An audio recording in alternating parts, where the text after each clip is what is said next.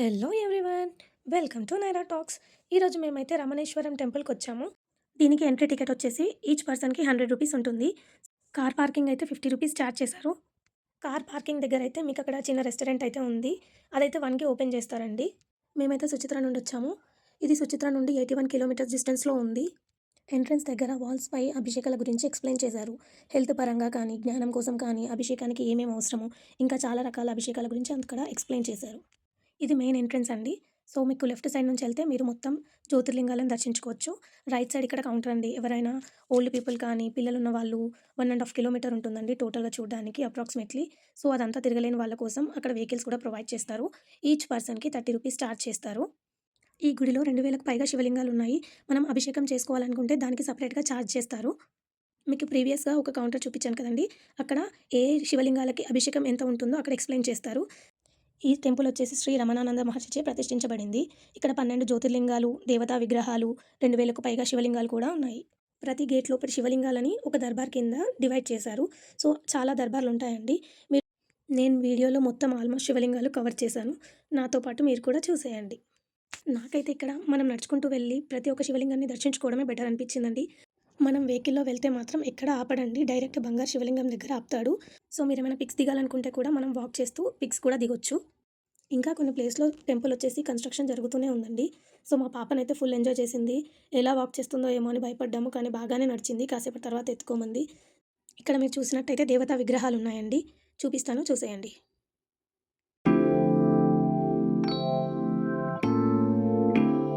So, ఇక్కడైతే gate open చేశారండి. లోపలికి వెళ్ళొచ్చు. మనకిక్కడ అభిషేకం కూడా చేసుకోవచ్చంట. పర్ పర్సన్ 250 రూపీస్ ఛార్జ్ చేస్తారు. 4 మెంబర్స్‌కి అలో చేస్తారంట.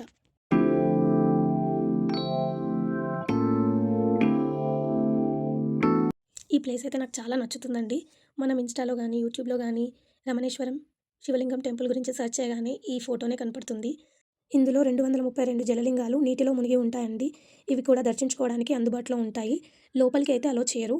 అండ్ నెక్స్ట్ వచ్చేసి 333 నమక రుద్రాలయం అని ఉంటుందండి. సో, చూపిస్తాను, చూసేయండి ఒకసారి.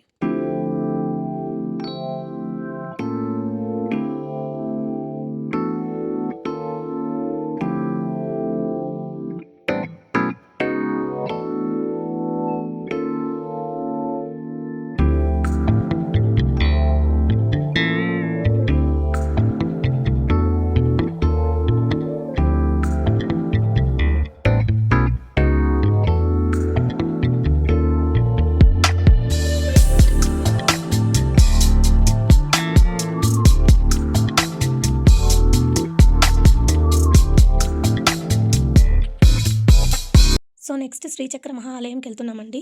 ఇందులో పంచలోహ శ్రీచక్రం కూడా ఉంటుంది. ఇందులో కూడా కుంకుమార్చన, అభిషేకాలు చేసుకోవాలనుకుంటే చేసుకోవచ్చు. మనకి ఛార్జ్ చేస్తారు. ప్రపంచంలో ఎక్కడా లేని 12 జ్యోతిర్లింగాలనేటివి రమణేశ్వరంలో ఉన్నాయండి. అందుకే దీనిని జ్యోతిర్లింగ మహాక్షేత్రం అని కూడా పిలుస్తారు. లోపల మొబైల్స్ అయితే అలో చేస్తారండి. మీరు పిక్స్ కూడా దిగొచ్చు.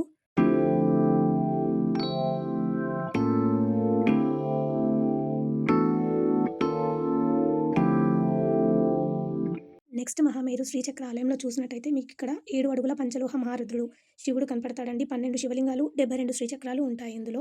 చాలా బాగా అనిపించింది. ఇప్పుడు నెక్స్ట్ శ్రీ మొక్కు శివలింగేశ్వరుడు దగ్గరికి మనం వెళ్తున్నాము. ఇక్కడ 3 ప్రదక్షిణలు చేసి శివుని చుట్టూ చేతులు పట్టుకొని కోరికలు కోరుకుంటే నెరవేరుతుందని చెప్తారు.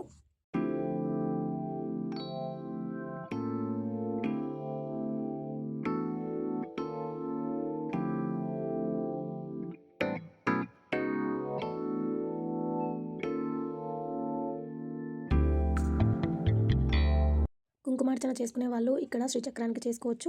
ఇక్కడ హోమం కూడా కనపడింది. ప్రతి దర్బార్‌లో డైలీ శివలింగానికి వాటర్‌తో అభిషేకం చేస్తారు. ప్రతి ఒక్క దర్బార్‌కి కూడా పైప్‌లైన్ అనేది అరేంజ్ చేశారు. శివలింగాలను గానీ, శ్రీచక్రాలను గానీ తాకకూడదని ప్రతి దగ్గర మెన్షన్ చేస్తారు.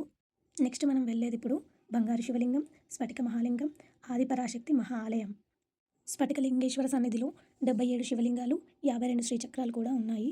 అది దర్శించుకున్న తర్వాత బంగారు శివలింగం దగ్గరికి వచ్చేసాం మనం.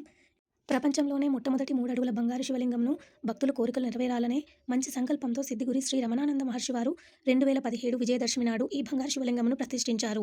శివుడు అభిషేక ప్రియుడు. ఈచ్ పర్సన్స్‌కి ఇక్కడ 500 రూపీస్ ఛార్జ్ చేస్తారండి. అభిషేకం చేసుకునే వాళ్ళు చేసుకోవచ్చు. అభిషేకంలో పాల్గొనే భక్తులకి 1 లీటర్ పాలు, 3 లీటర్ల నీళ్లు ఇస్తారు.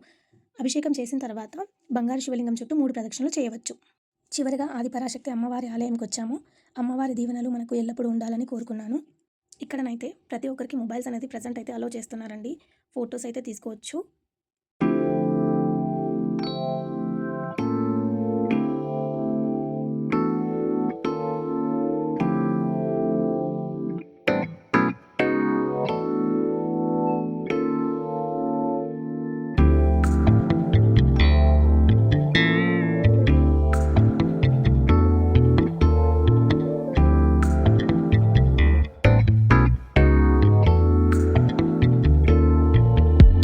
Thank you for watching. నేను తెలుసుకున్న విషయాలను మీతో పంచుకోవడానికి చేసిన ఈ చిన్ని ప్రయత్నం మీకు నచ్చినట్టయితే please do like, share and subscribe to Naira talks.